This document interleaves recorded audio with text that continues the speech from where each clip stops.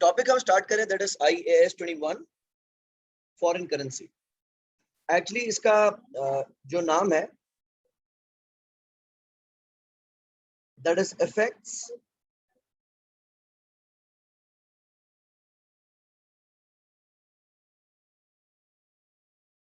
Of foreign currency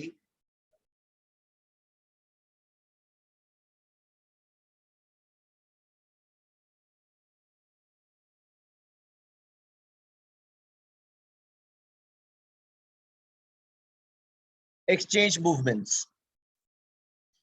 अगर कोई भी करंट कंपनी किसी फॉरेन करेंसी में किसी भी तरह से इन्वॉल्व होती है तो उस फॉरेन करेंसी के एक्सचेंज रेट मूवमेंट्स का फाइनेंशियल स्टेटमेंट्स पे क्या इंपैक्ट आएगा, वो इंपैक्ट डील करेगा IAS 21।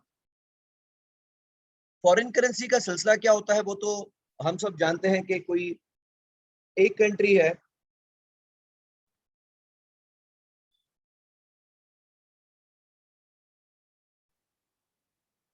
से जिसमें हमारी कंपनी काम कर रही है, तो उसकी अपनी एक करेंसी होगी, और जब कोई दूसरे कंट्री से हम ट्रांजैक्शन करेंगे तो उसकी अलग ही करेंसी होगी।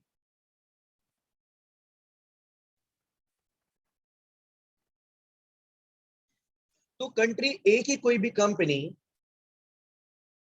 अगर कंपनी बी की किसी कंपनी के साथ ट्रेड करती है तो इन दोनों के दरमियान फॉरेन करेंसी का एक्सचेंज रेट इन्वॉल्व होगा।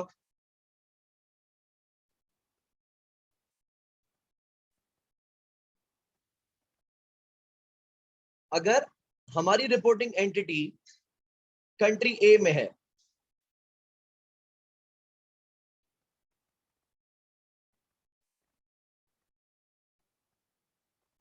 और इसको इनवॉइस किया गया है फॉरेन करेंसी में,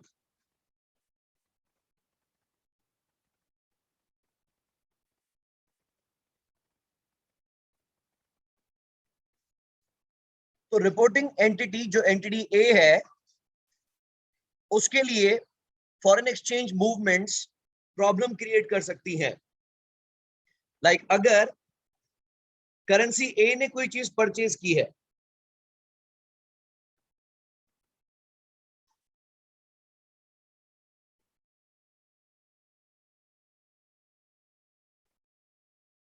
गुड्स परचेज किए हैं, say for instance in 80,000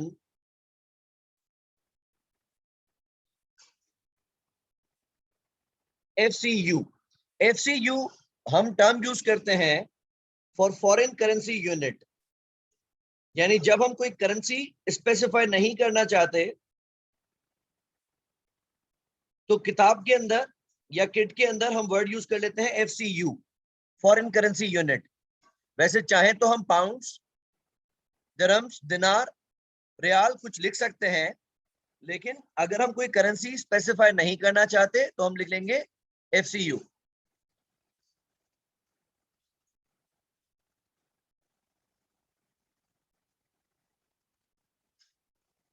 अब हमारी कंपनी की करेंसी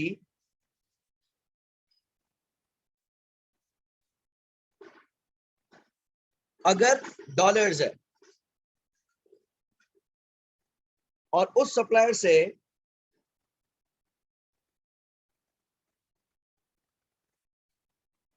हमें क्रेडिट पीरियड मिला है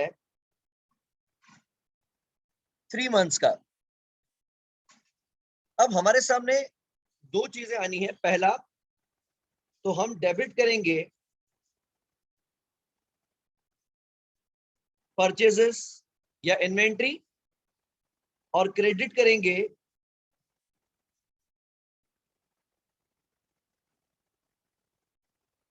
ट्रेड पेएबल्स। सवाल उठेगा कि ये अमाउंट, क्योंकि हम अपनी फाइनेंशियल स्टेटमेंट्स में तो डॉलर्स में दिखाएंगे, तो हम FCU को डॉलर्स में कन्वर्ट किस तरह से करेंगे। अब inventory, let's say for instance एक वर्ड हम यूज करते हैं स्पॉट रेट, यानी जिस दिन ट्रांजैक्शन की गई उस दिन रेट क्या चल रहा था। अज्यूम अगर स्पॉट रेट था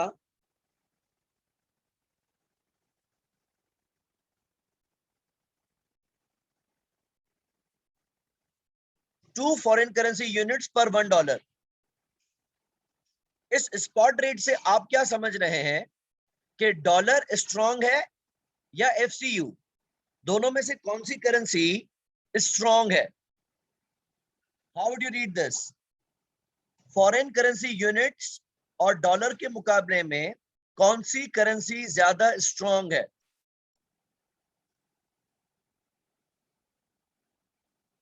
करेक्ट, डॉलर स्ट्रांग है। वजह क्या है, क्योंकि उसके दो है और डॉलर अकेला है।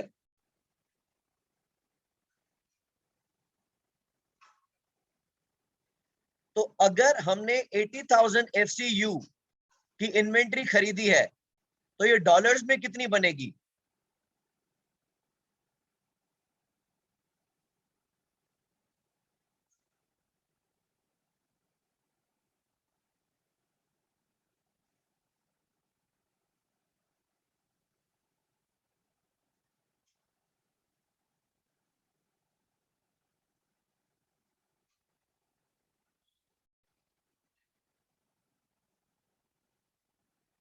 नवीरा, एफसीयू मैंने स्पेसिफाई किया कि अगर मैं कहीं दरम, रियाल, दिनार, डॉलर, कोई भी पाउंड, यूरो नहीं लिखना चाहूंगा तो स्टडी पर्पसेस के लिए हम इसको लिख देंगे एफसीयू।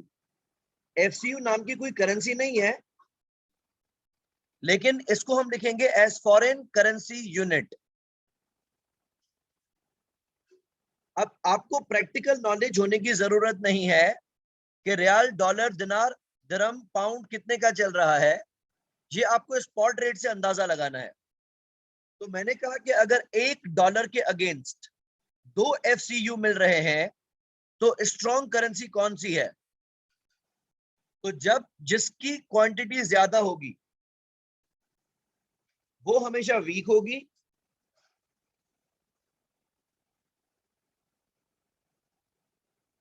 और जो करेंसी स्ट्रांग होगी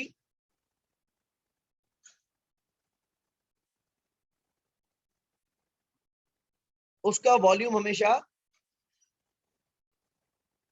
कम होगा। तो 80,000 एफसीयू को अगर हम डॉलर्स में कन्वर्ट करना चाहें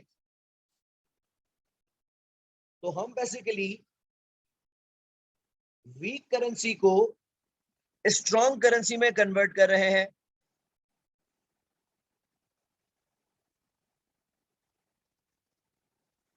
तो रूल क्या है समझने के लिए कि वीक करेंसी की क्वांटिटी हमेशा ज्यादा होगी और स्ट्रॉन्ग करेंसी की क्वांटिटी हमेशा कम होगी। तो 80,000 एफसीयू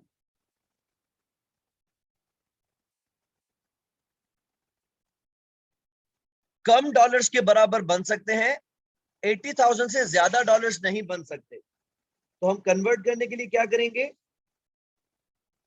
डिवाइड करेंगे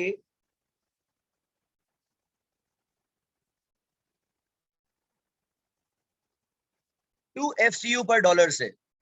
तो ये डॉलर्स में कितने बन जाएंगे,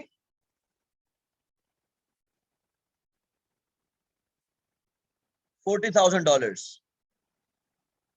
हम अपनी स्टेटमेंट्स में डेबिट करेंगे इन्वेंट्री $40,000 और क्रेडिट करेंगे $40,000 ट्रेड पेएबल में।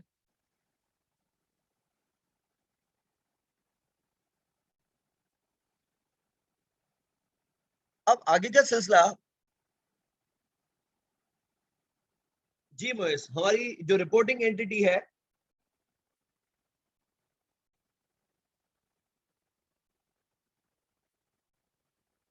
वो डॉलर्स में है।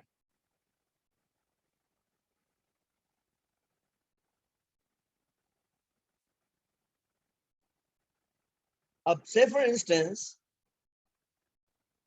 इस ट्रांजैक्शन के 1.5 महीने बाद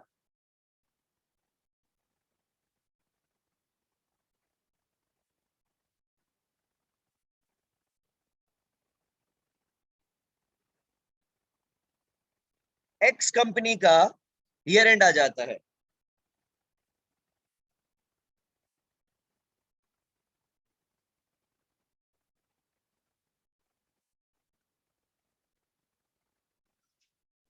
और अगर ईयर एंड पे हमारा एक्सचेंज रेट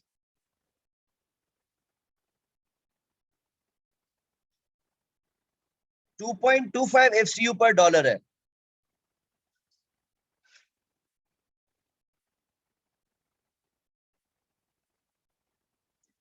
करिश्मा बेसिकली जो करेंसी है वो यूं लिखी हुई है, देखें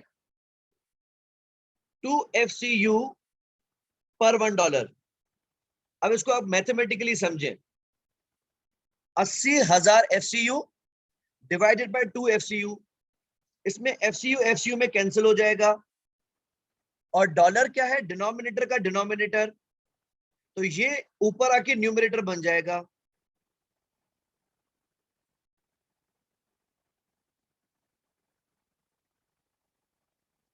ठीक है, मल्टीप्लाई बाय 1 नहीं करना है।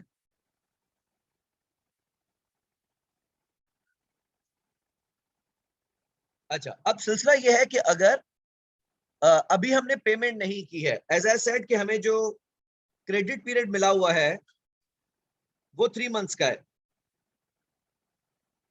और 1.5 महीने बाद हमारा ईयर एंड आ जाता है।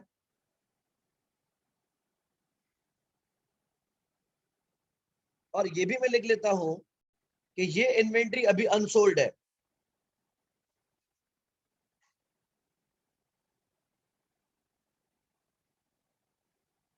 तो सवाल ये उठता है कि अब ईयर एंड पे इस फॉरेन करेंसी मूवमेंट का क्या किया जाएगा। अगर हम देखें तो 80,000 FCU साल के आखिर में कितने डॉलर्स के बराबर बन रहे हैं?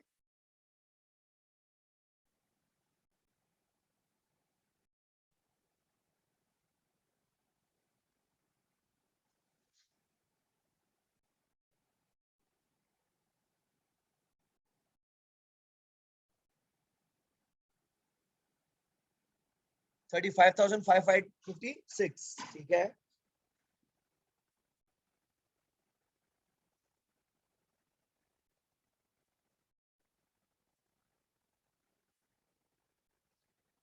एग्री कर रहे हैं सब? यही आंसर आ रहा है, 35,556।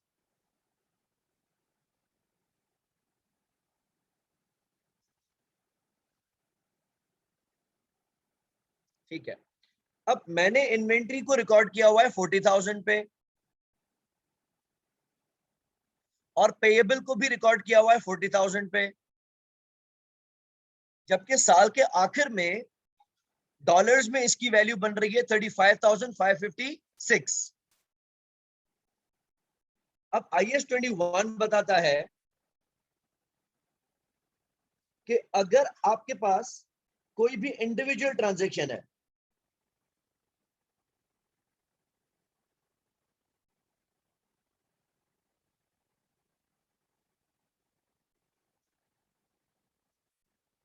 इंडिविजुअल ट्रांजैक्शन से मकसद कि कोई फॉरेन करेंसी सेल है, या कोई फॉरेन करेंसी परचेज है, या कोई फॉरेन नॉन करंट एसेट है, या कोई फॉरेन करेंसी लोन है। इंडिविजुअल ट्रांजैक्शन में इसको इसलिए कह रहा हूं कि हमारे बैरून मुल्क कोई ऑपरेशंस नहीं चल रहे, हमारी कोई ब्रांचेस या सब्सिडरीज नहीं है वहां पे, लेकिन मैंने सिर्फ कुछ कस्टमर्स को क्रेडिट पे सेल्स कर दी हैं, या कुछ फॉरेन सप्लायर से कुछ चीजें खरीदी हैं, या फॉरेन करेंसी में कोई इंपोर्ट करवाई है चीज, या किसी दूसरे मुल्क में कोई प्रॉपर्टी या मशीन खरीद के रखी है, या दूसरे मुल्क के बैंक से कोई लोन लिया है, तो इसको हम कहते हैं इंडिविजुअल ट्रांजैक्शन। हाँ, लेकिन अगर लेट्स से हम पाकिस्तान में हो और हमारी पूरी की पूरी एक सब्सिडरी दुबई के अंदर हो, तो वो फॉरेन ऑपरेशन कहलाएगा, वो इंडिविजुअल ट्रांजैक्शन नहीं कहलाएगी। Foreign operations financial reporting F7 के सिलेबस का हिस्सा नहीं है। हमारे सिलेबस में सिर्फ और सिर्फ इंडिविजुअल ट्रांजैक्शंस है। अच्छा, अब IAS 21 से पूछते हैं कि अगर ऐसी कोई इंडिविजुअल ट्रांजैक्शन हमने की है जिसका कि रिसीवेबल या पेएबल या इन्वेंट्री या कोई मशीन है या कोई बैंक लोन है हमारे ऊपर मौजूद है अगर, तो उसका क्या किया जाएगा। IAS 21 कहता है कि आप ये देखेंगे कि वो ट्रांजैक्शन या वो एसेट या लायबिलिटी मॉनेटरी है या नॉन मॉनेटरी है।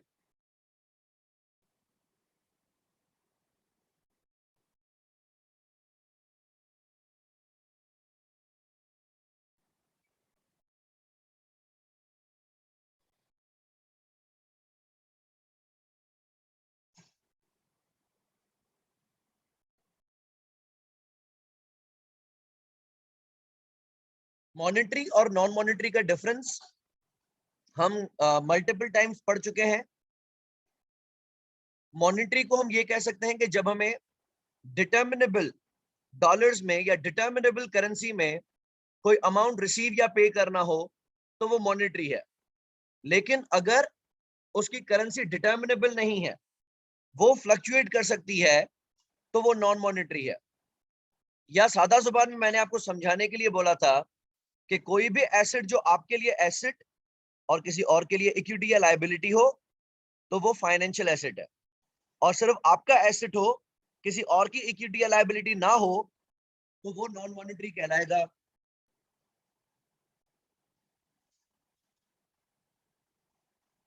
अब मॉनेटरी आइटम्स में क्या क्या आएंगे।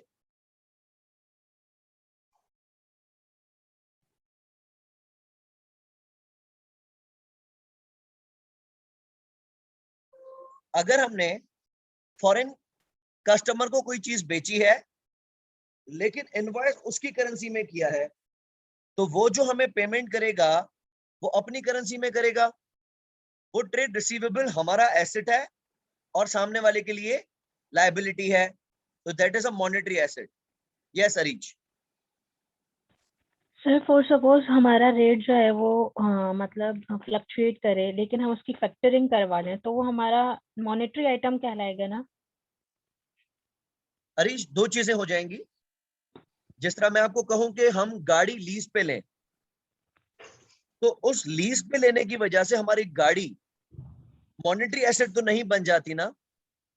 जो कार है वो सिक्योरिटी है, लेकिन जो उसके अगेंस्ट हमें लीज पेमेंट्स करनी है, हमारी जो लीज लायबिलिटी है, वो एक मॉनेटरी लायबिलिटी है। लेकिन उधार पे लेने की वजह से जिस तरह कोई चीज मॉनेटरी नहीं बन जाती, इसी तरीके से अगर हम इन्वेंट्री खरीदते हैं लेकिन उधार पे खरीदते हैं, तो जो ट्रेड पेएबल है वो तो हमारी लायबिलिटी है और मॉनेटरी है, लेकिन जो इन्वेंट्री है वो नॉन मॉनेटरी है। नो सर, मैं अब अगर इन्वेंट्री हम की बात फैक्टरिंग नहीं कर रही। करवाते हैं तो दो जी। चीजें हो रही हैं। जो रिसीवेबल है वो अलग है, और जो फैक्टरिंग कंपनी ने हमें पैसे दिए हैं लायबिलिटी की हैसियत में वो अलग है। जी पूछें। ओके, मतलब उसको हम फिर मॉनेटरी नहीं कहेंगे, भले हम उस ट्रेड रिसीवेबल या ट्रेड पेबल को फैक्टरिंग करवा लें? देखिए, रिसीवेबल तो अपने आप में वैसे ही मॉनेटरी है ना। यस सर, लेकिन हो सकता है कि फ्लक्चुएशंस की वजह से हमें पता ना हो कि इसकी अमाउंट क्या हो सकती है। नहीं, जस्ट रिसीवेबल्स लाइक। में ऐसा होता नहीं है। हम एक फिक्स करेंसी इनवॉइस कर देते हैं और हमें गिवन होता है कि कस्टमर हमें इतने डॉलर्स ही देगा। ओके, मतलब भले उसकी करेंसी में फ्लक्चुएशंस आए। Exactly exactly. लेकिन फॉरेन करेंसी में ही सही, लेकिन उसकी जो करेंसी की रिसीवेबल पेमेंट है, अमाउंट है, वो फिक्स होना चाहिए। ठीक है, ठीक है। फॉरेन करेंसी की वजह से वो नॉन मॉनेटरी नहीं बन जाएगा।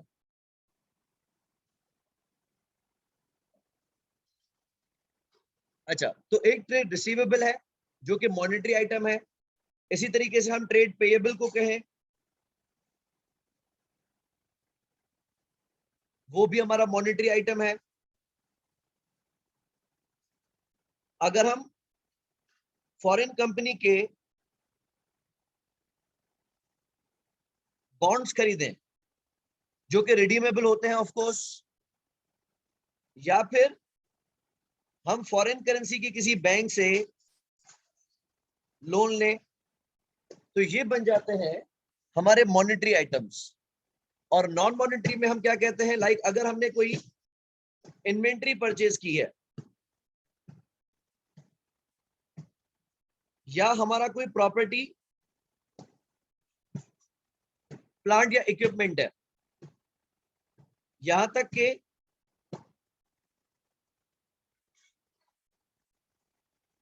किसी कंपनी के शेयर्स,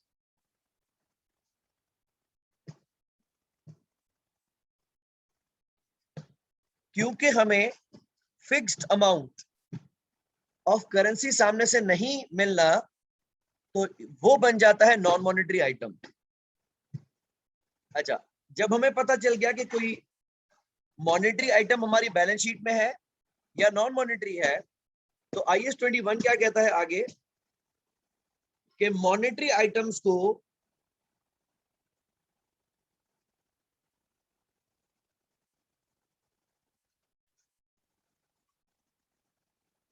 रीट्रांसलेट किया जाएगा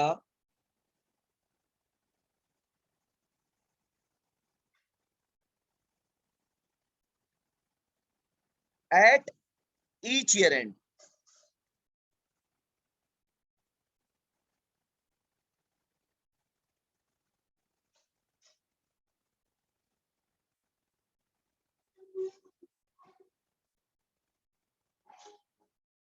and also at settlement date. जिस तरह ऊपर वाली मिसाल में आपका ट्रेड पेएबल है, जिस दिन आपने ट्रांजैक्शन की उस दिन आप उसको ट्रांसलेट करेंगे, ईयर एंड आता जाएगा, आप क्लोजिंग रेट पे उसको रीट्रांसलेट करते रहेंगे, और जिस दिन आप पेमेंट करेंगे, सेटल करेंगे, उस सेटलमेंट दिन पे भी उसको ट्रांसलेट किया जाएगा, जब तक वो मॉनेटरी एसेट या लायबिलिटी आपके पास रहेगा, आप उसको रीट्रांसलेट करते रहेंगे। और अगर कि वो नॉन मॉनेटरी आइटम है,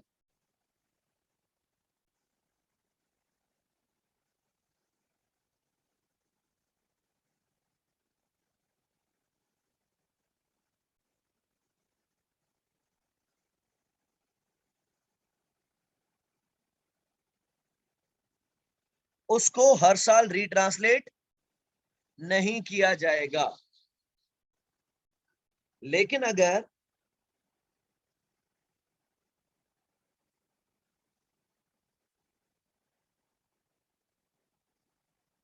वो एसेट रीवैल्यू होता है, तो जिस दिन आप उसको रीवैल्यू करेंगे, आप उसको रीट्रांसलेट करेंगे। इसी तरह से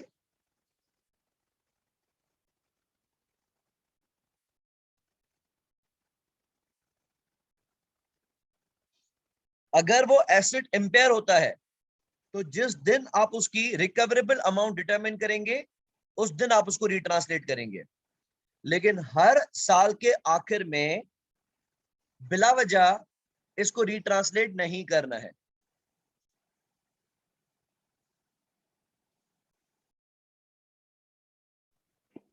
अगर ऐसा होता है कि हम जापान से एक मशीन मंगाते हैं, लेकिन वो आने के बाद मशीन तो हमारे मुल्क में हो जाएगी, और अगर हम अपने मुल्क में उसका रिकवरेबल अमाउंट डिटरमिन कर सकते हैं, तो उसको फॉरेन करेंसी की तरफ लेके जाने की जरूरत नहीं है। लेकिन अगर मेरी प्रॉपर्टी है जापान के अंदर, और जापान के ही अंदर उसकी वैल्यू डिटरमिन होगी जापानीज येन में, तो अब जब मैं उसको वैल्यू करूंगा या इंपेयर करूंगा, तो मुझे जो उसकी वैल्यू मिलेगी वो लोकल करेंसी में PKR में तो नहीं मिलेगी, मुझे तो उसकी जापानीज येन में ही मिलेगी। तो उस जापानीज येन की करेंसी रिवैल्यूएशन के दिन वाली मैं अपनी करेंसी में ट्रांसलेट करूंगा। लेकिन अगर वो मशीन आपके मुल्क में आ चुकी है, अब उसका जापानीज करेंसी से कोई ताल्लुक नहीं है, तो भूल जाओ कि वो फॉरेन करेंसी एसेट है। मोइज, यस, अगर हम उसको NRV पे रिकॉर्ड करते हैं और उसकी नेट रियलाइजेबल वैल्यू अब पाकिस्तानी करेंसी में डिटर्मिनेबल है, तो फिर तो भूल जाओ। लेकिन अगर उसकी वैल्यूएशन अभी भी हमें FCU में ही मिलनी है, तो हम उसको रीट्रांसलेट करेंगे। अच्छा, अब ऊपर वाली एग्जाम्पल पे मेहरबान कौन सी वाली?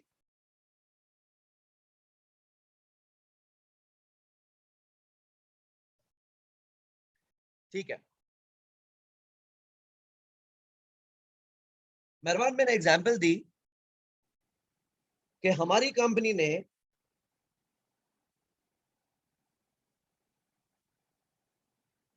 जापान से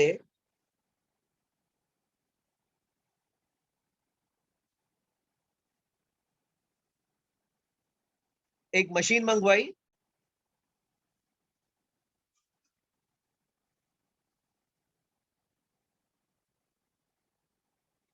फॉर 300,000 जापानीज येन, लेकिन अब वो करेंसी आ गई पाकिस्तान में।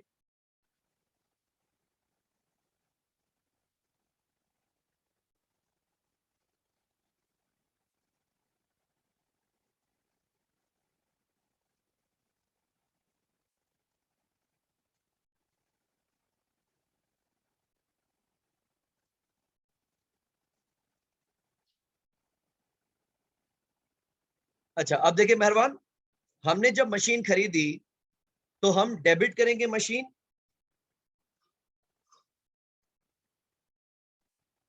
और अगर हम उसकी पेमेंट कैश में कर चुके हैं तो आपको पीकेआर में कितने रुपए देने पड़ेंगे?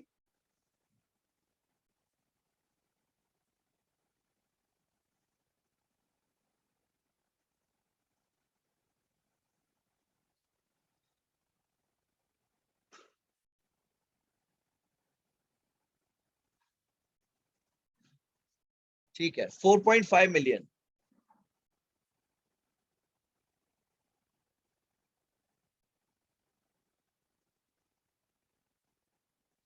उसके लिए बेसिक आपने क्या देखा कि जापानीज येन और पीकेआर में से वीक करेंसी कौन सी है, तो जिसकी क्वांटिटी ज्यादा होगी वो करेंसी वीक मानी जाएगी। तो क्योंकि 15 रुपए एक जापानीज येन के बराबर हो रहे हैं तो हम कमजोर हैं। से अगर मशीन की लाइफ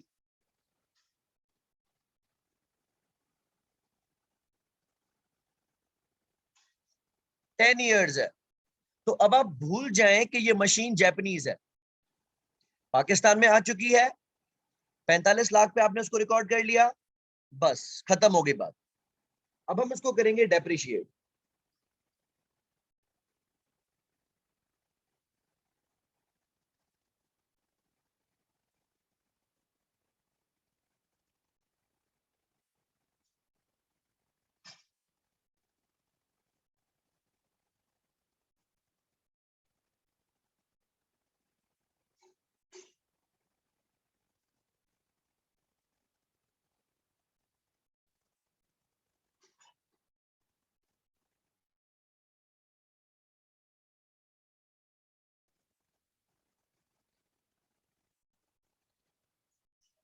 कि मशीन खरीदने के 2 साल बाद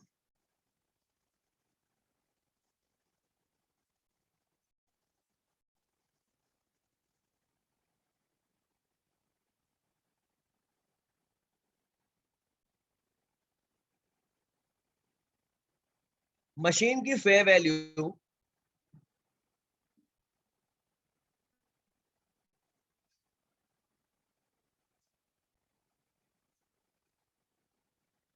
38,60,000 है।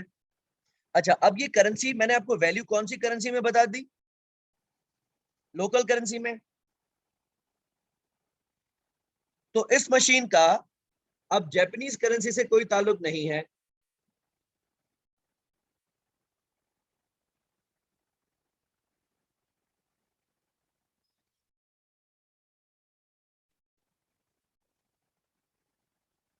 और मान लेते हैं कि अगर उसका एक्सचेंज रेट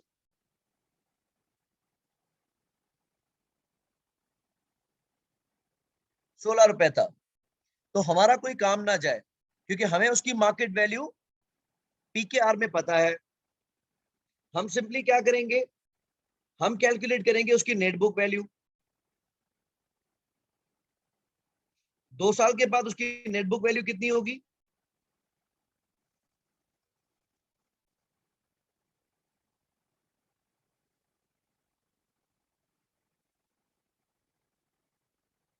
₹36 लाख, ठीक हो गया।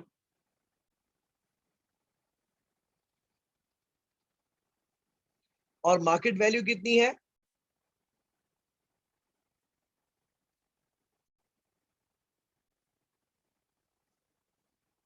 ₹38,60,000।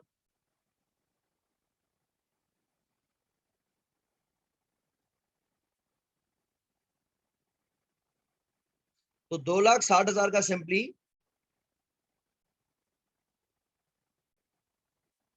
रिवैल्यूएशन सरप्लस है। लेकिन अगर मैं आपको ये इसकी वैल्यू कहता कि पाकिस्तान में डिटर्मिनेबल नहीं है,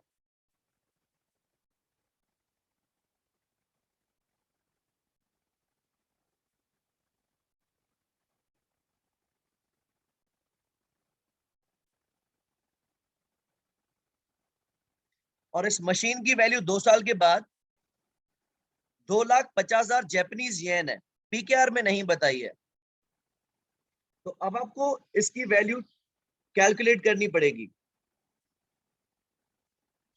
2 साल तक तो हम इसको पाकिस्तानी मशीन की तरह ही चला रहे हैं, लेकिन अब दूसरे साल के आखिर में इसकी वैल्यू कितनी है? 2,50,000।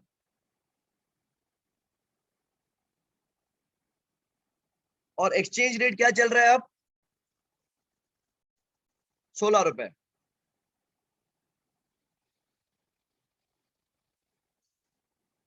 तो 16 रुपए के हिसाब से इसकी वैल्यू आ गई 40 लाख।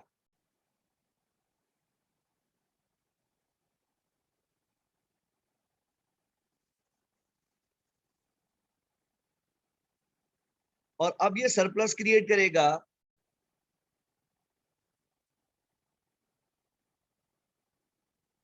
4 लाख रुपए का।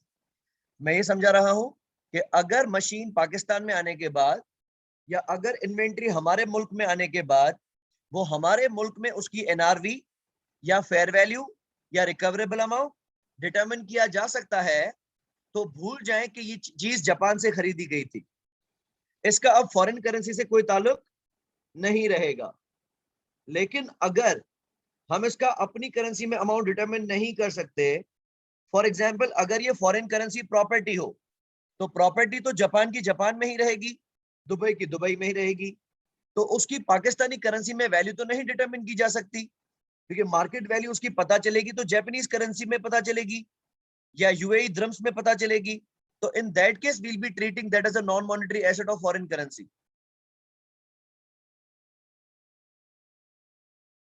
ठीक है, अपनी मिसाल की तरफ वापस आ रहे हैं। अब मेरे पास इस इन्वेंट्री के हिसाब में दो चीजें हैं। मैंने इन्वेंट्री रिकॉर्ड की है $40,000 पे, और इन्वेंट्री मॉनेटरी है या नॉन मॉनेटरी? करेक्ट।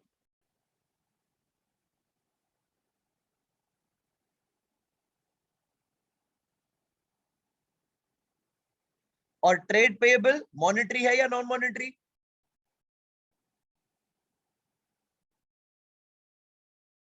करेक्ट।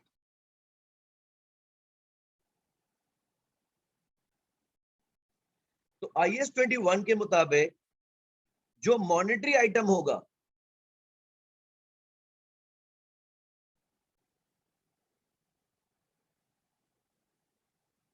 उसको हम हर साल रीट्रांसलेट करते रहेंगे।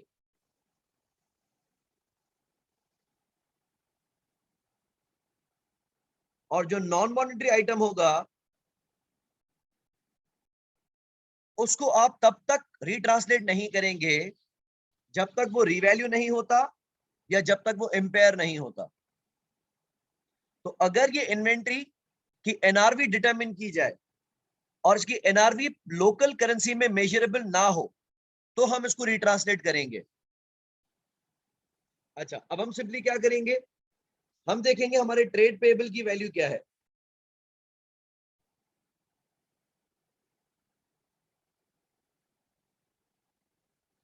पेमेंट कितनी करनी है?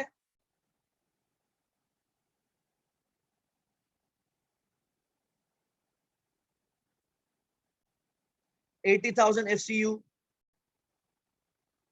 और रेट क्या हो गया है? 2.25, जिसकी वैल्यू आपने मुझे बताई थी 35,556।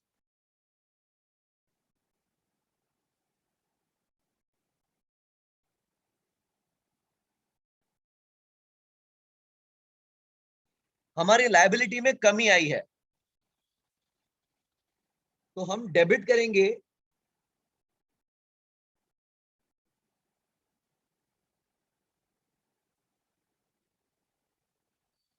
ट्रेड पेएबल को।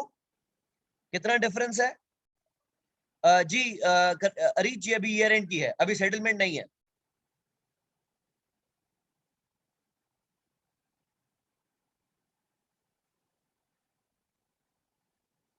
अब ध्यान दीजिएगा, इस रिट्रांसलेशन की वजह से जो भी गेन या लॉस होगा ये प्रॉफिट लॉस में जाएगा।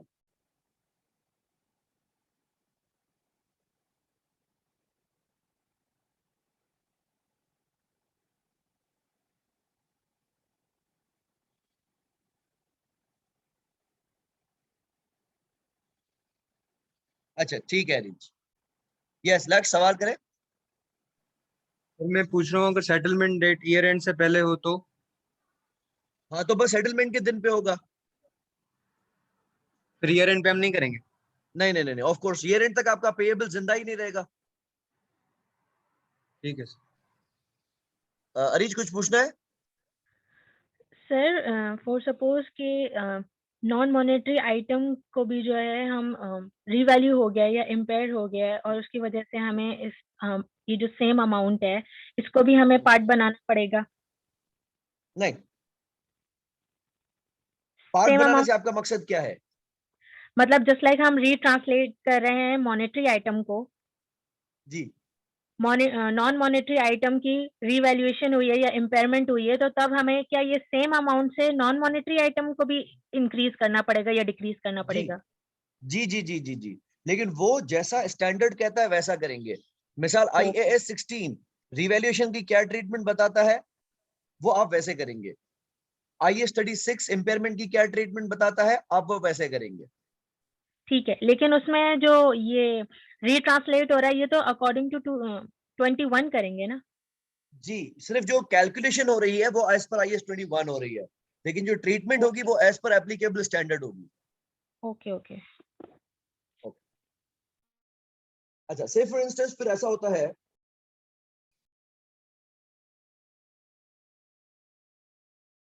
कि ट्रांजैक्शन के 3 महीने बाद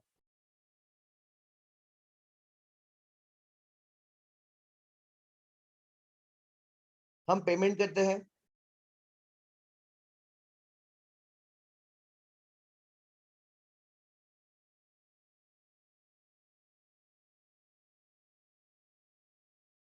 और उस दिन रेट होता है 1.9 FCU।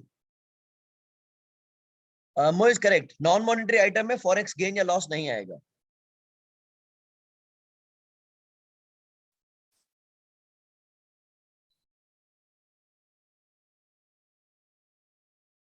हाँ जी। अब पेमेंट के टाइम पे हमें पे कितना करना है अमाउंट?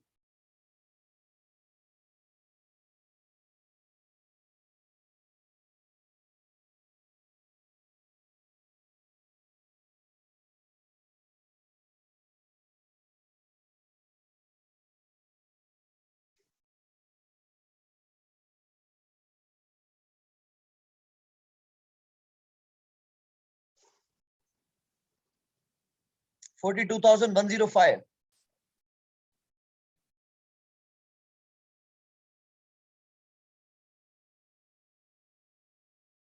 करिश्मा ठीक है?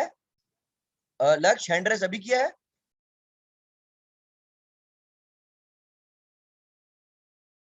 ओके। अब सिलसिला देखें, हमारे पास पेएबल रिकॉर्डेड कितने पे है?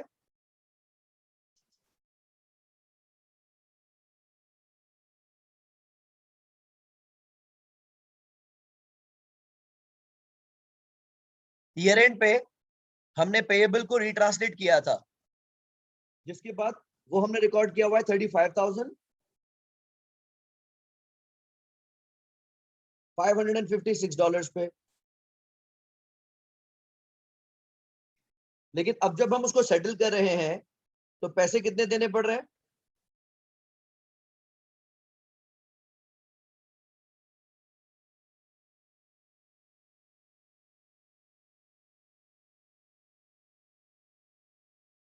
$42,105। डिफरेंस कितना है?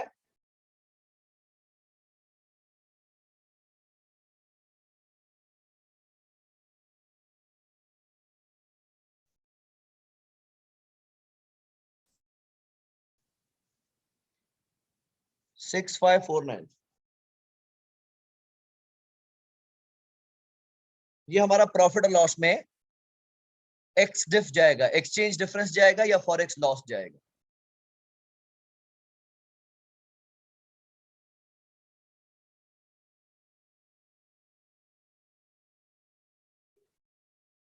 ठीक है, कोई कंफ्यूजन यहां तक?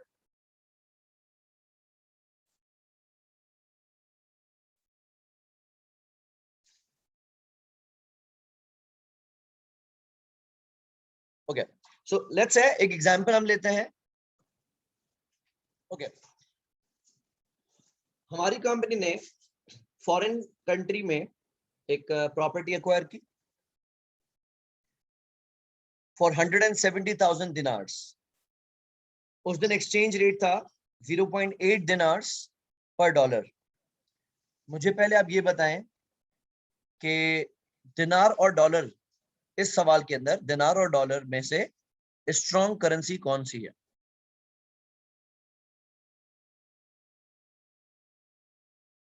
दिनार स्ट्रॉन्ग है, करेक्ट है, बिल्कुल सही हो गया इस क्वेश्चन में, क्योंकि दिनार की क्वांटिटी कम है।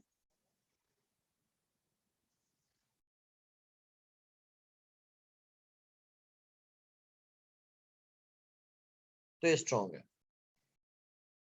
और डॉलर एक है, उसके मुकाबले में ज्यादा है, तो ये वीक है।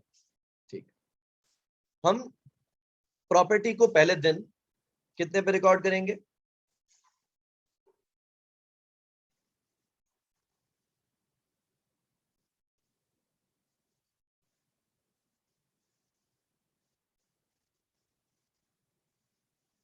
We have acquired that for 170,000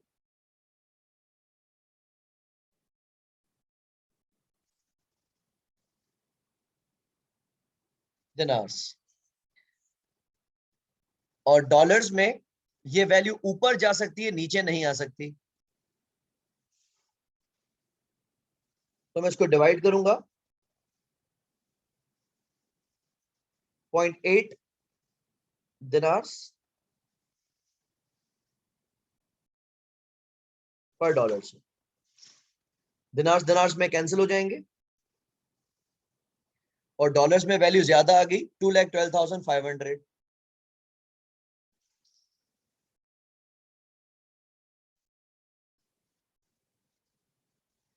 आज हम प्रॉपर्टी को रिकॉर्ड करेंगे 2,12,500 पे और भूल जाएंगे कि ये कोई फॉरेक्स प्रॉपर्टी है।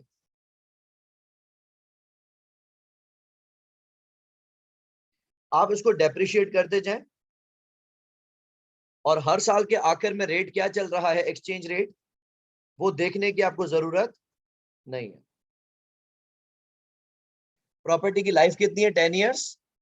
तो हर साल कितने से डेप्रिशिएट होगा?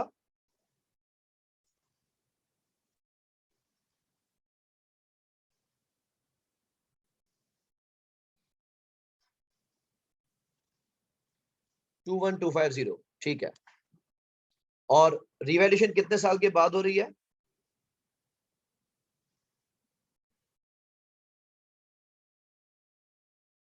दो साल बाद, सही है। तो अक्यूमुलेटेड डेप्रिसिएशन कितनी हो जाएगी?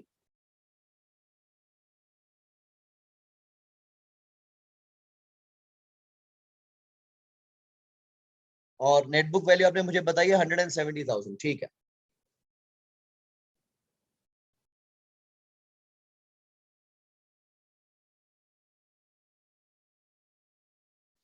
बीच में जो एक ईयर एंड आया, आपने उसमें प्रॉपर्टी को डेप्रिशिएट जरूर किया, लेकिन रीवैल्यू आपने नहीं करना था, रीट्रांसलेट इनफैक्ट नहीं करना था। अब क्योंकि हम इसको रीवैल्यू कर रहे हैं, तो हम देखेंगे कि इसकी फेयर वैल्यू कितनी है। क्योंकि ये प्रॉपर्टी है तो इसकी मार्केट वैल्यूएशन तो उसी मुल्क में चल रही होगी। उस मुल्क में इसकी वैल्यू क्या चल रही है आज 2 साल बाद? 1,40,000 दिनार।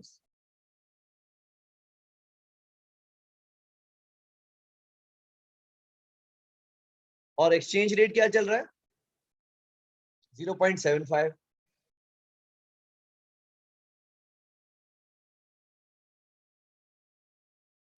और डॉलर्स में आपने वैल्यू बताई है 1,86,667।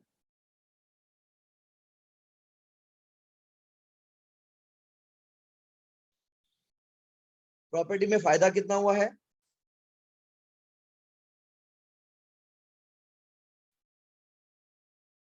16,667। ठीक है,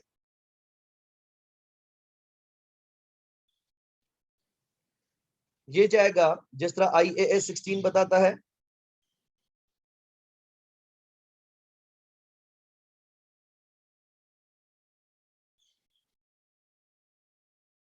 रिवैल्यूएशन सरप्लस में। अच्छा, अगर मैं चाहता तो मैं यूं कर सकता था, मैं देखता कि उस एसेट की कैरिंग वैल्यू दिनार में कितनी होती। ध्यान दीजिएगा, मैंने जब प्रॉपर्टी को खरीदा था तो वो हमने खरीदा था 1,80,000 दिनार का। अगर हम इसको दिनार्स में डेप्रिशिएट करते, सॉरी 1,70,000 का खरीदा था,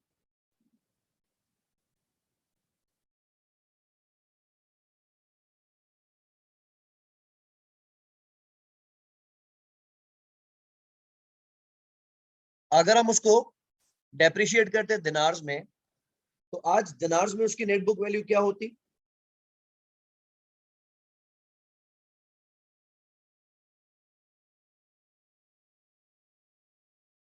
वन लाख 36,000। ठीक है लक्ष्य, करेक्ट।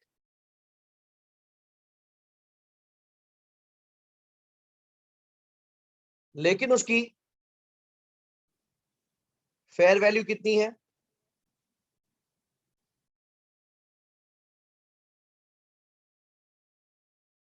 1,40,000 दिनार। अब इसमें 4,000 दिनार का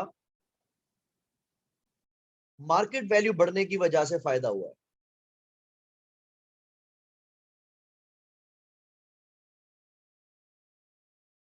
अगर इस 1,40,000 को मैं ओपनिंग रेट पे रखता, जिस दिन पे मैंने खरीदा था, तो आज ये एसेट की वैल्यू क्या होती? उस दिन रेट था 0.8 का, तो 0.8 के हिसाब से डॉलर्स में कितने पैसे बनते? 1,75,000।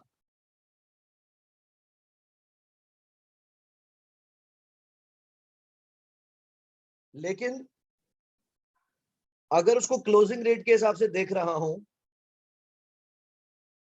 जो कि 0.75 है, तो इसकी वैल्यू बन रही है 1,86,667।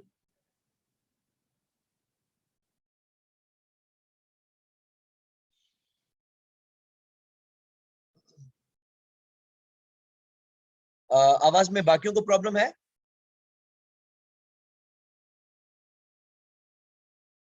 ऑलराइट, अब हम ये देख सकते हैं कि अगर रेट वही रहता था 0.8 वाला, तो हमें प्रॉपर्टी पे गेन कितना होता?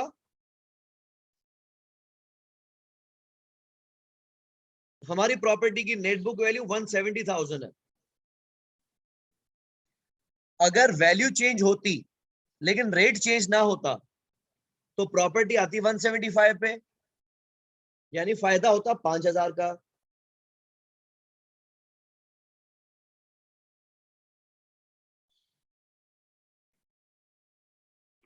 ओपनिंग रेट 0.8 है मोइस।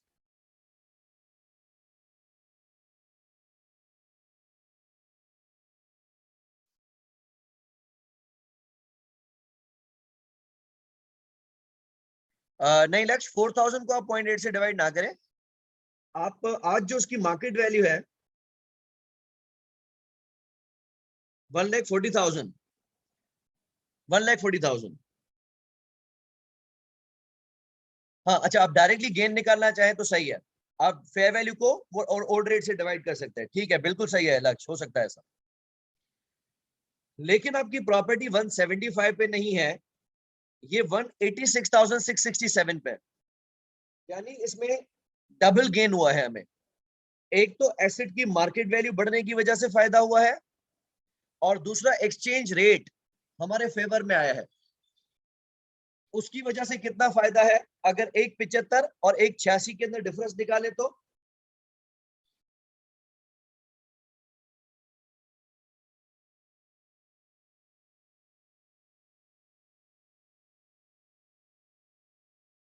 जी नवीरा,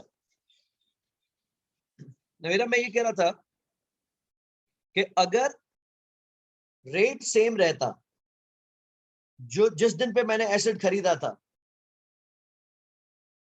मैंने जिस दिन खरीदा था रेट क्या चल रहा था,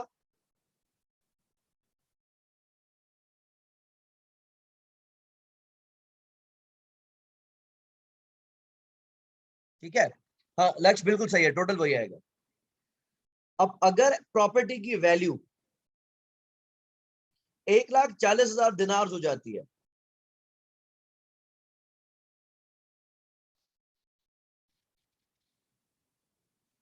और रेट वही होता 0.8 वाला, तो डॉलर्स में इसकी वैल्यू क्या बनती, 1,40,000 को डिवाइड करें 0.8 से, 175।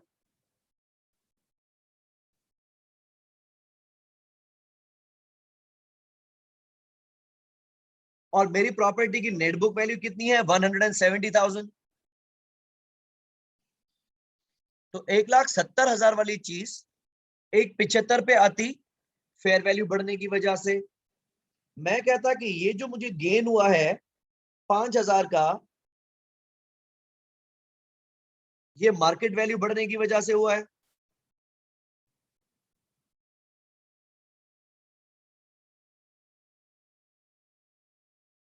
दूसरा,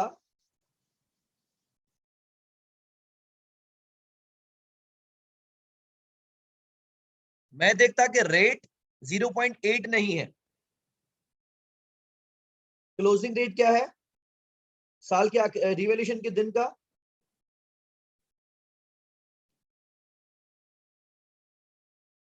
0.75।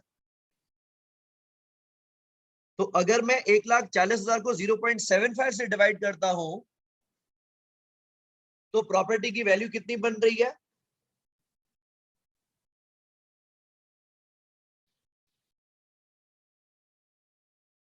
ठीक। अच्छा, अब इन दोनों में डिफरेंस कितना है, 1.75 और 1.86 में,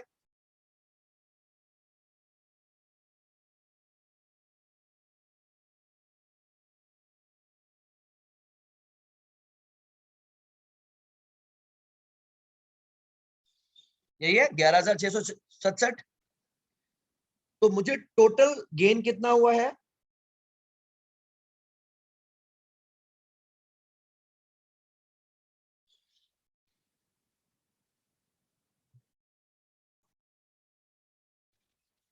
मैं ये कह सकता था कि 5,000 का फायदा रिवैल्यूएशन की वजह से है, और 11,666 का फायदा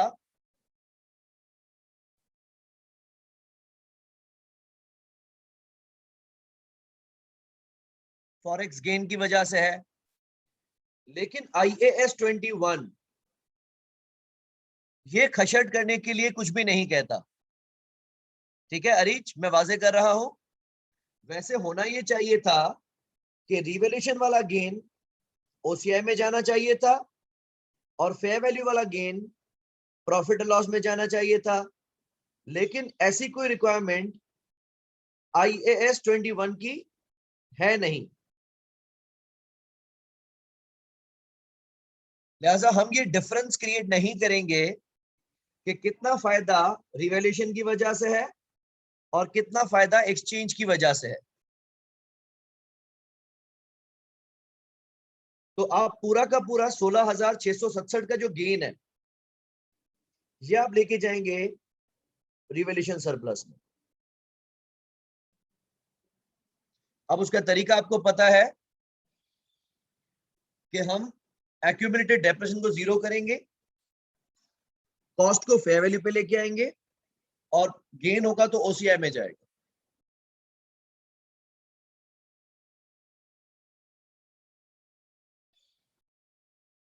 जी आईए 16 के हिसाब से हम रिवैल्यूएशन कर रहे हैं और जितना भी रिवैल्यूएशन में गेन होता है आईए 16 का वो हम कहां लेके जाते हैं, ओसीआई में और रिवैल्यूएशन सरप्लस में।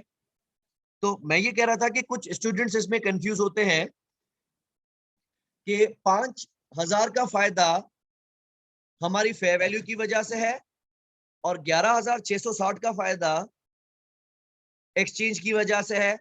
तो हम इस गेन को तोड़ सकते हैं और ये पता कर सकते हैं कि कितना फायदा वैल्यूएशन का है और कितना फायदा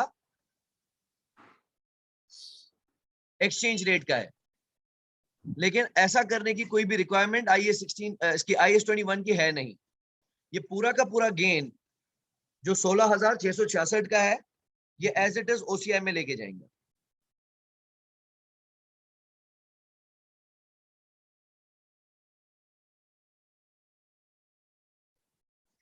ओके ये कुछ एग्जांपल्स मैंने एसबीआर से ली हैं।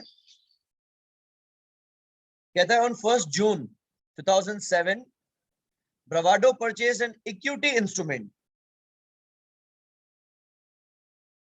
पहला सवाल मॉनिटरी है या नॉन मॉनिटरी है?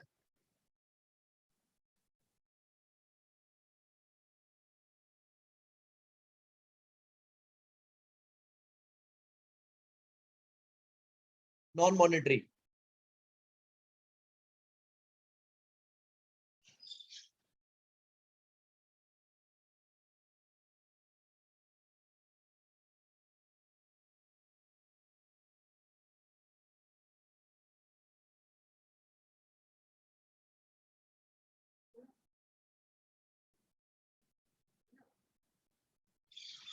यस एग्जैक्टली मोइस। हमें पता है कि आईएफआरएस 9 इक्विटी इंस्ट्रूमेंट्स को या तो एफवीटीपीएल पे रखने की इजाजत देता है या तो एफवीटी ओसीआई पे। अब हम इसकी रिवैल्यूएशन क्योंकि आईएफआरएस 9 की वजह से कर रहे हैं ना,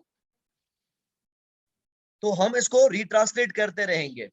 लेकिन ये रिट्रांसलेशन आईएएस 21 की वजह से नहीं हो रही है, ये उसके एप्लीकेबल स्टैंडर्ड की वजह से हो रही है। अच्छा हमने कितने इंस्ट्रूमेंट्स खरीदे हैं? 11 मिलियन दिनार्स में खरीदे हैं। Which was it's fair value? तो हम डेट ऑफ एक्विजिशन पे हम उसको किस पे रिकॉर्ड करते हैं? हमेशा फेयर वैल्यू पे। The instrument was classified as available for sale. हम इसको क्या नाम देते हैं अवेलेबल फॉर सेल को?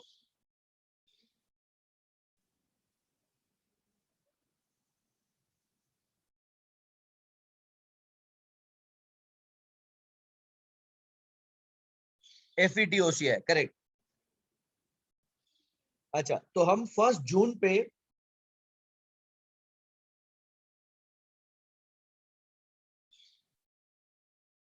जिस दिन हमने खरीदा है हम इसको लेके आएंगे डॉलर्स में।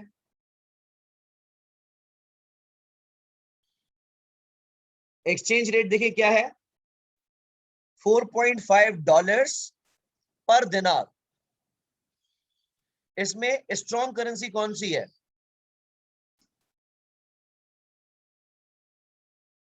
$4.5 एक दिनार के बराबर है। सही है, दिनार स्ट्रॉन्ग हुआ तो 11 मिलियन दिनार्स कितने डॉलर्स के बराबर बनेंगे?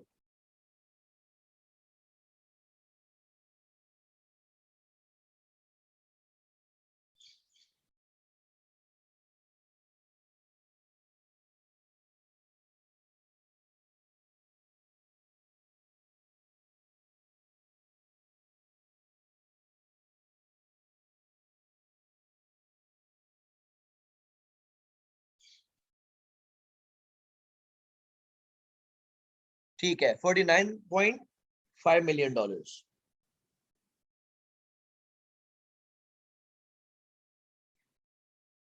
Bravado has not recorded any change in fair value of instrument since 31st May 2008. अच्छा, अब आप देखेंगे कि जब पहला साल खत्म हुआ होगा,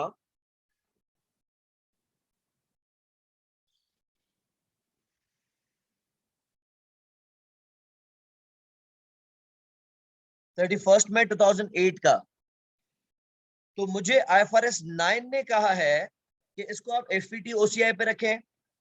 उस दिन इन शेयर्स की मार्केट वैल्यू क्या थी?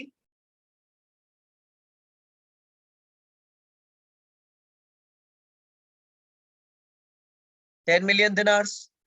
और एक्सचेंज रेट क्या था?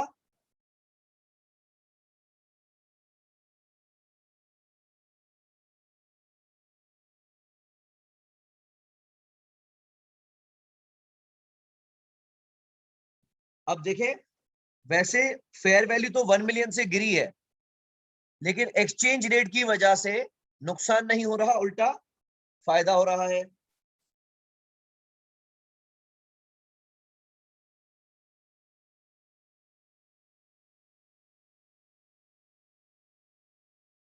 कितना गेन हो गया?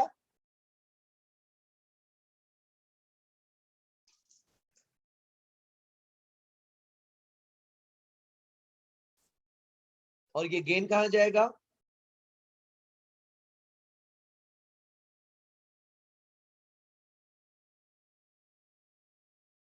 OCI में, क्योंकि ये गेन हमारे एक्सचेंज रेट IAS 21 की वजह से नहीं रिपोर्ट हो रहा, ये रिपोर्ट हो रहा है IFRS 9 की वजह से. अच्छा, अब क्लोजिंग रेट पे आते हैं. फिर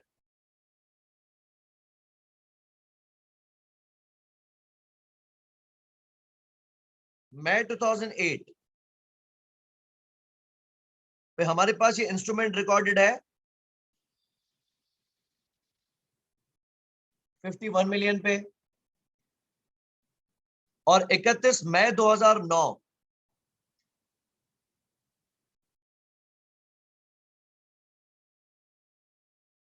में इसकी मार्केट वैल्यू क्या है? शेयर्स की वैल्यू आ गई है 7 मिलियन पे,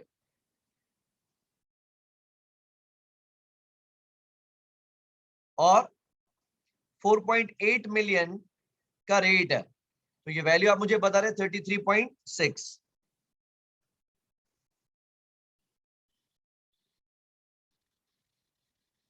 लॉस है 17.4 मिलियन का.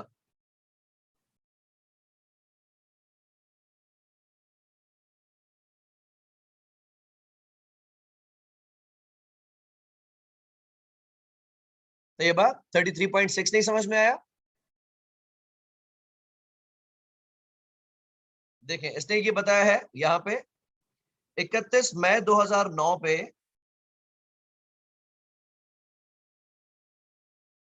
डॉलर टू डिनार रेट था 4.8 और शेयर्स की वैल्यू थी 7 मिलियन. तो आप 7 मिलियन मल्टीप्लाई बाय 4.8 करें,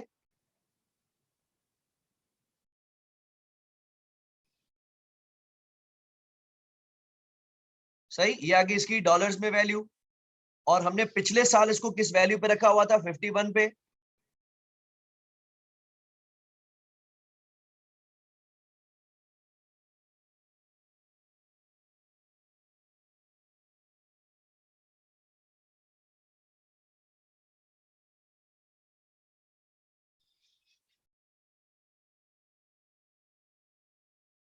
अच्छा, अब आखिरी सेंटेंस है, the reduction in fair value as at 31st May 2009 is deemed to be as a result of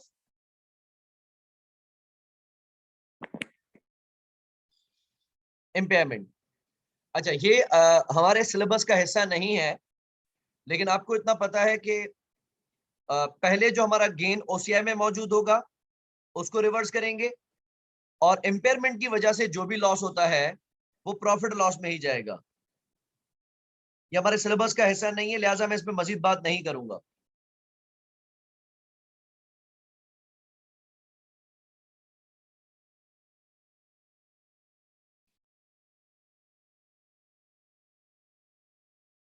और प्रॉफिट लॉस में कितना जाएगा?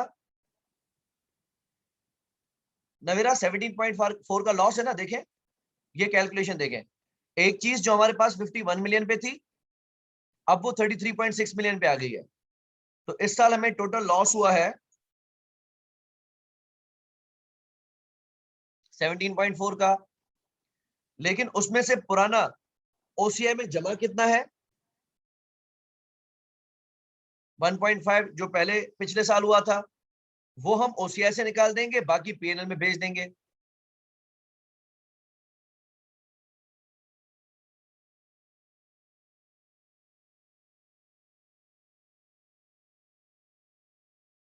ठीक है, नेक्स्ट एग्जांपल देखते हैं। Grange has a property located in a foreign country which was acquired at a cost of 8 million dinars on 30th November 2008 when the exchange rate was $1 equal to 2 dinars. इसमें strong currency कौन सी है?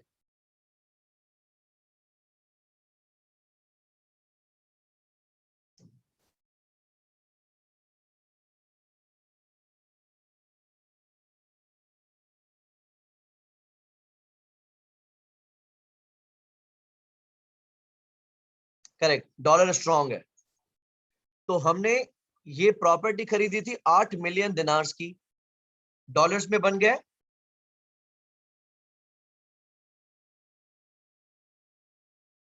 4 million dollars. अब आप भूल जाएं कि ये foreign currency property है और ये हाफिजा आपका तब तक कमजोर रहना चाहिए जब तक ये प्रॉपर्टी रिवैल्यू नहीं होती या जब तक इंपेयर नहीं होती। आगे कहता है एट 30th November 2009, एक साल बाद, the property was revalued to 12 million dinars. अब एक ही साल में उसको रिवैल्यू कर रहा है,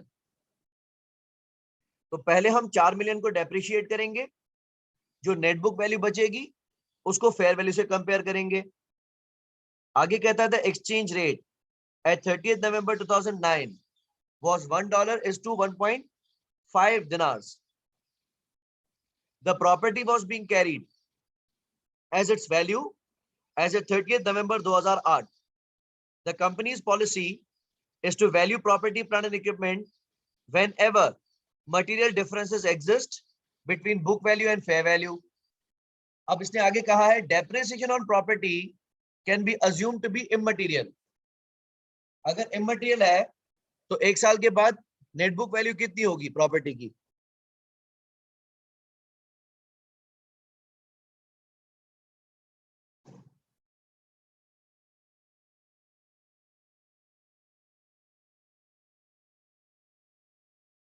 करेक्ट, 4 मिलियन ही होगी।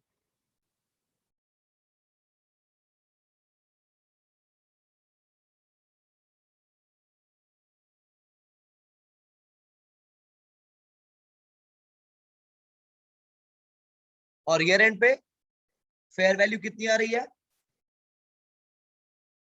रीच करिए 8 मिलियन। ठीक है, so it's 12 million दिनार्स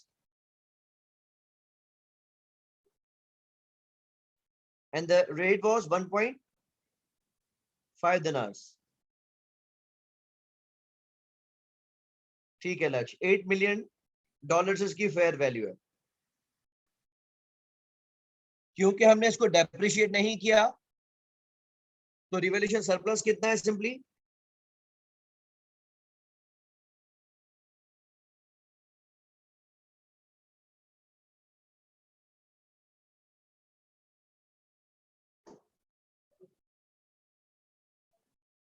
$4 million.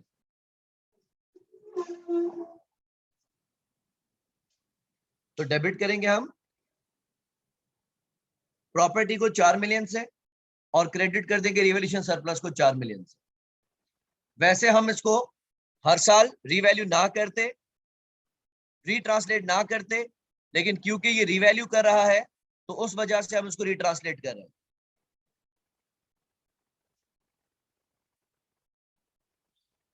Last देख लेते हैं। Rabi has a building which it purchased on 1st June 2007 for 40 million dinars and which is located overseas. हमने प्रॉपर्टी खरीदी है, बिल्डिंग खरीदी है जो मुल्क से बाहर है. The building is carried at cost and has been depreciated on a straight line basis over useful life of 20 years. As at 31st May 2008, as a result of an impairment review, the recoverable amount of the building was estimated to be 36 million dinars.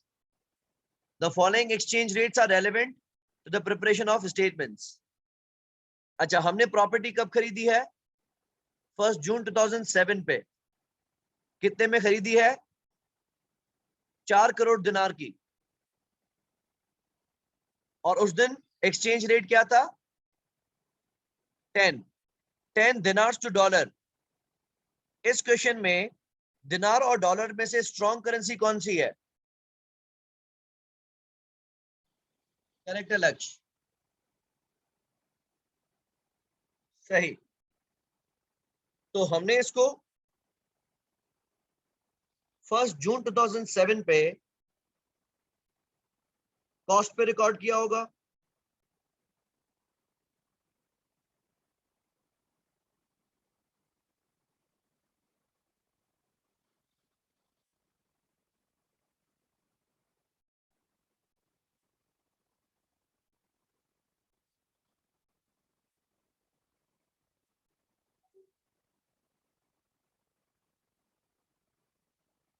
सही. अच्छा, life कितनी है? 20 years. और impairment कितने साल बाद हुई है?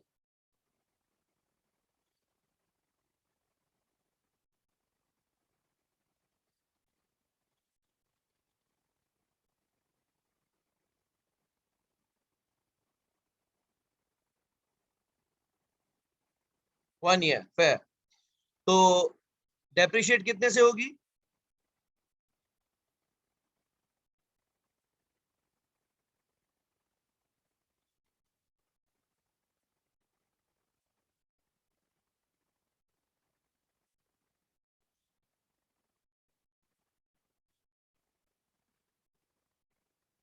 ठीक हो गया. तो पहले तो हम डेबिट करेंगे डेप्रिसिएशन एक्सपेंस, क्रेडिट करेंगे एक्यूमुलेटेड डेप्रिसिएशन. अब आ जाता है रिकवरेबल अमाउंट.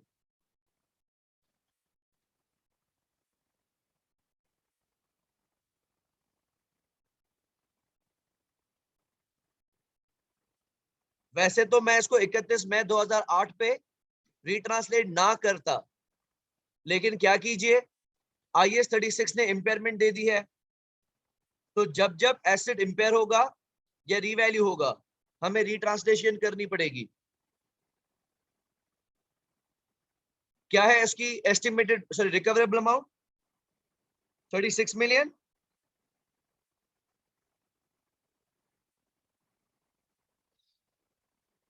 और एक्सचेंज रेट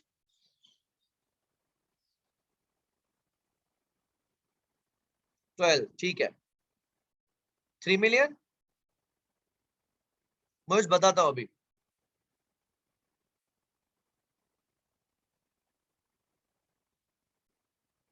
तो बुक वैल्यू है 3.8 और रिकवरेबल अमाउंट है 3. कहीं कैरिंग वैल्यू रिकवरेबल अमाउंट से एक्सीड तो नहीं कर रही?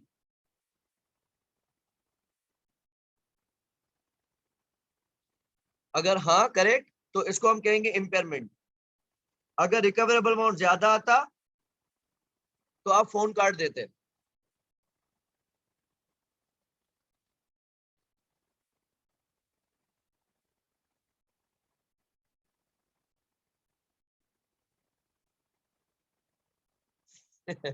ठीक है.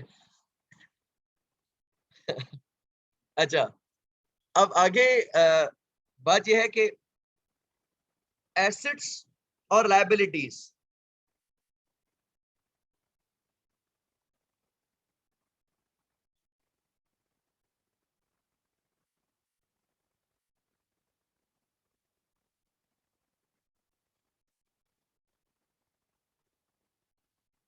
कंसंट्रेट करने दें इसको.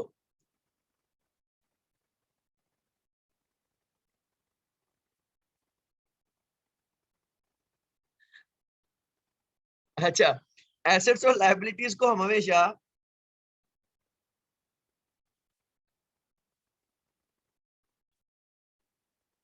क्लोजिंग रेट पे रखेंगे।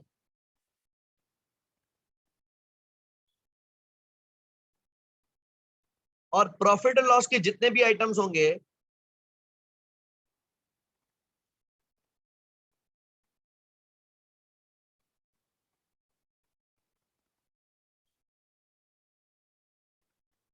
उनको हमेशा एवरेज रेट पे रिट्रांसलेट किया जाता है।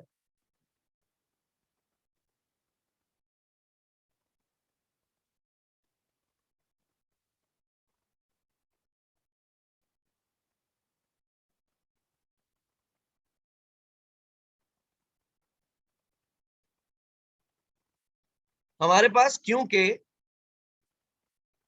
फॉरेन करेंसी ऑपरेशन नहीं है, अगर हमारी फॉरेन सब्सिडरी होती तो पूरे साल में सब्सिडरी का जितना भी रेवेन्यू आता और पूरे साल में सब्सिडरी के जितने भी एक्सपेंसेस होते उसको हम अपने साथ कंसोलिडेट करने के लिए एवरेज रेट का यूज करते। यस नवेरा, क्वेश्चन करें।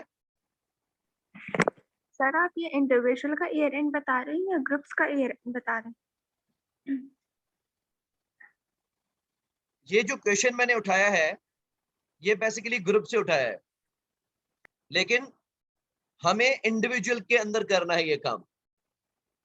तो ये ईयर एंड जो गिवन है वो है तो ग्रुप का, लेकिन ये बात समझ लीजिएगा कि हमारे पास क्योंकि फॉरेन सब्सिडरी नहीं है तो हम सिर्फ एसेट्स और लायबिलिटीज को ही रिट्रांसलेट करेंगे। तो एट अगर ईयर आपको एंड क्वेश्चन में ये बता दे कि हमारा एक फॉरेन कस्टमर है और हमने उसको पूरा साल चीजें बेची हैं और पूरे साल में हमने उसको 6 मिलियन दिनार की चीजें बेची हैं, तो उसका रेवेन्यू जब हम अपने साथ कंसोलिडेट करेंगे तो वो एवरेज रेट पे किया जाएगा। या इसी तरीके से हमारा कोई फॉरेन एक्सपेंस हो, से फॉर इंस्टेंस ये बताता है कि हमने फॉरेन करेंसी में बैंक से लोन लिया हुआ है और उसके पूरे साल का इंटरेस्ट इतना मिलियन दिनार्स है या इतना दिनार है, तो उस इंटरेस्ट को जब हम ट्रांसलेट करेंगे तो वो एवरेज रेट पे करेंगे। ठीक है, कोई भी इनकम या एक्सपेंसेस का आइटम जब ट्रांसलेट किया जाएगा तो वो एवरेज रेट पे किया जाएगा। और एसेट्स और लायबिलिटीज को हमेशा क्लोजिंग रेट पे ट्रांसलेट किया जाएगा, एवरेज रेट पे। मोइस, फॉरेन सब्सिडरी के केस में फॉरेन सब्सिडरी के पूरे साल के रेवेन्यूज और एक्सपेंसेस को हम एवरेज रेट पे ट्रांसलेट करके अपने साथ कंसोलिडेट करते हैं।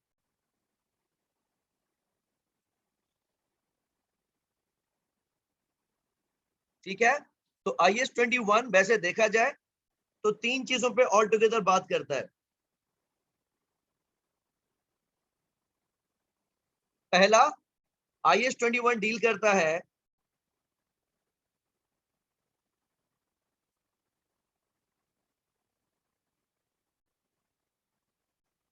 on the definition of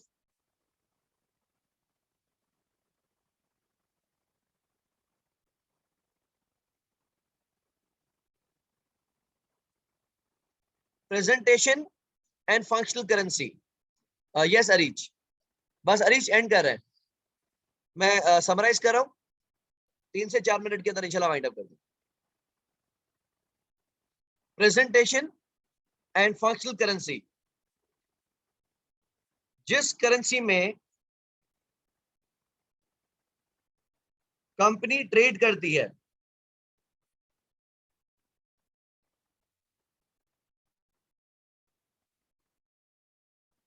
यानी जिस करेंसी में कंपनी अपना रेवेन्यू कमाती है,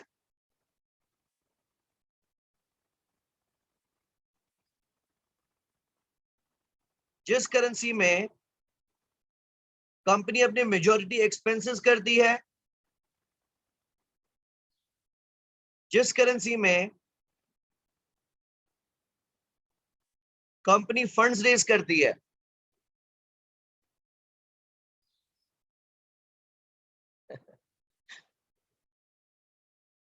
नहीं, इसने प्रॉब्लम समझाई थी ना, अब इसको तैयार होना है पूरा। अच्छा, तो वो कंपनी की फंक्शनल करेंसी कहलाएगी। और जिस करेंसी में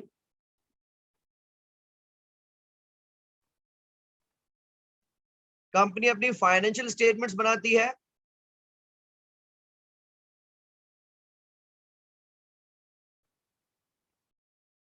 वो प्रेजेंटेशन करेंसी कहलाएगी।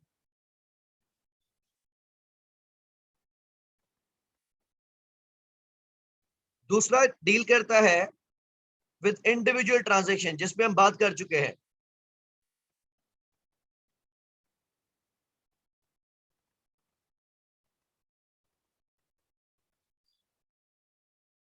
इसमें हमने देखना है मॉनेटरी आइटम्स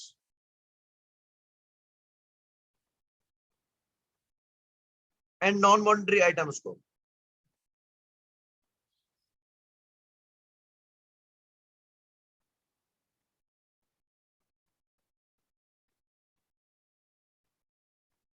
और IAS 21 लास्ट डील करता है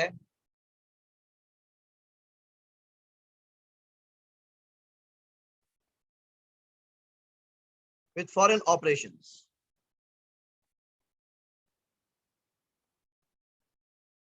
यस नवीरा।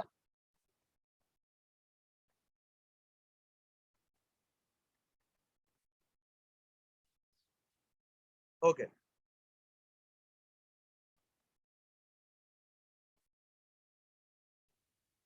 तो हमारे सिलेबस में सिर्फ इंडिविजुअल ट्रांजैक्शंस वाला पार्ट कवर्ड है। करिश्मा, नॉर्मली ऐसा होता है कि फंक्शनल और प्रेजेंटेशन करेंसी सेम होती है, लेकिन कभी कभी एक कंपनी डील कर रही है पाकिस्तान में, लेकिन पाकिस्तान में वो लिस्टेड नहीं है। अगर वो बेसिकली एक ऑपरेशन है से एक जर्मन कंपनी का, तो उसने अपनी फाइनेंशियल स्टेटमेंट्स पाकिस्तानी इन्वेस्टर्स के लिए तो नहीं बनानी, उसने अल्टीमेटली अपनी फाइनेंशियल स्टेटमेंट्स बनानी है अपने जर्मन शेयर होल्डर्स के लिए।